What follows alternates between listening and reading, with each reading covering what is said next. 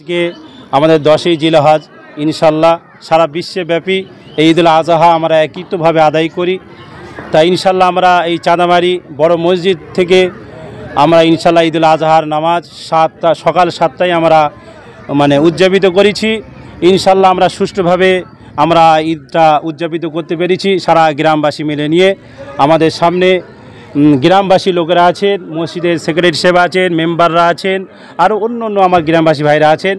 এই বিষয় নিয়ে আমাদের যে সরকারি যে প্রশাসন যে আমাদের নির্দেশগুলো দিয়েছিলেন সেই নির্দেশগুলো আমি সারা আমার এই চাঁদামারি গ্রামবাসীদেরকে আমি জানিয়ে দিয়েছি যে প্রশাসন এই সব কথাগুলো বলেছে যে আমাদের কুরবানির বিষয় নিয়ে একটু ব্যাগ বা তিরপল প্যাকেট নিয়ে যে মাংসর যে হাড্ডি হলো যে নির্দেশগুলো সরকার থেকে যে প্রসেসটা এসেছে সেটা মানুষের কাছে আমি বার্তা দিয়ে দিয়েছি।